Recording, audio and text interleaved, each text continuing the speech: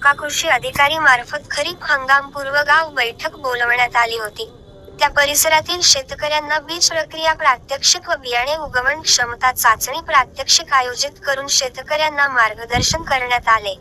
यावेळी कृषी सहाय्यक सुनील सुळे यांनी बीज प्रक्रिया प्रात्यक्षिकामार्फत खरीप हंगाम तृणधान्य असो कडधान्य असो पेरणीपूर्वी बीज प्रक्रिया करणे, जसे आपण लहान मुलांवर संस्कार करतो किंवा निरोगीसाठी प्लस पोलिओचे लस देतो त्याचप्रमाणे पेरणीपूर्व बीज प्रक्रिया करणे उत्तम आहे व उपयोगाचे आहे. त्यामुळे 20 ते 25% नत्राचे बचत होते, 10 ते 15% उत्पन्नात वाढ होऊन कीड व रोगापासून मुक्त ठेवण्याचे काम बीज प्रक्रियामुळे होते. तसेच मंडळ कृषी अधिकारी मंदाणा मनोज खैरनार यांनी बियाणे उगवण क्षमता चाचणी प्रात्यक्षिक अंतर्गत संत तुकाराम महाराज यांनी तर म्हटले आहे, शुद्ध बीजापोटीपळे रसाळ गोमती घराचे किंवा बाजारातून आणलेले बियाणे उगवले नाही तर आपला खातावरचा खर्च मनुष्यावरचा खर्च संपूर्ण एक हंगाम वाया जातो. कधी कधी आपल्यावर दुबार पेरणीची वेळ येते. अशी परिस्थितीत आपल्यावर येऊ नये म्हणून बियाणांची उगवण क्षमता तपासणी करून जर बियाणे 70% वर उगवण क्षमता असेल तरच पेरणी करावी.